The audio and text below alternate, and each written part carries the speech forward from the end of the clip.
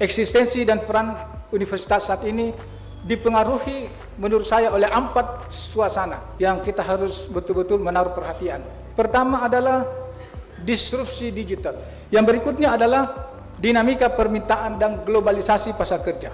Yang ketiga adalah disrupsi karakter mahasiswa. Dan yang keempat adalah arus global university, bahwa di era ini perguruan tinggi berlomba untuk punya mata dan citra di tengah-tengah percaturan dunia, dan kita harus ikut serta mengantar perguruan tinggi kita Universitas Hasanuddin ini menjadi universitas yang mengglobal. Membuat visi kerja utama saya menjadikan UNHAS sebagai sociopreneurship yang berkarakter berdampak dan mengglobal. Dan saya elaborasi visi kerja utama saya ini menjadi 5 visi kerja utama. Pertama, menjadikan UNHAS sebagai kampus berdampak. Yang kedua adalah memprioritaskan pendidikan berkarakter. Dan yang ketiga adalah menjadikan UNHAS sebagai universitas bereputasi. Yang keempat, menjadikan UNHAS sebagai universitas wirausaha atau sociopreneurship. Dan yang kelima, menjadikan UNHAS menjadi universitas dengan tata kelola yang bagus, asri dan modern. Di tagline saya yang pertama, UNHAS berkarakter. Saya akan merestrukturisasi dan mengembalikan manajemen kemahasiswaan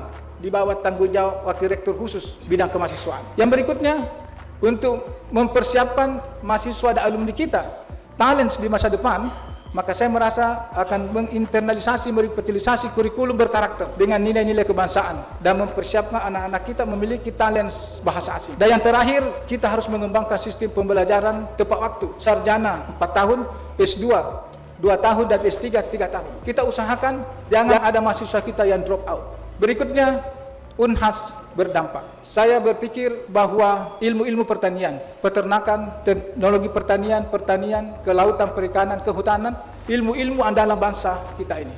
Karena negara kita adalah negara agraris, sehingga kita harus menaruh perhatian yang cukup. Kemudian saya mengatakan lewat kesempatan ini, pelan-pelan insentif kinerja wajib bisa kita setarakan dengan tukir. Berikut, UNHAS mengglobal. UNHAS mengglobal menurut saya adalah di riset.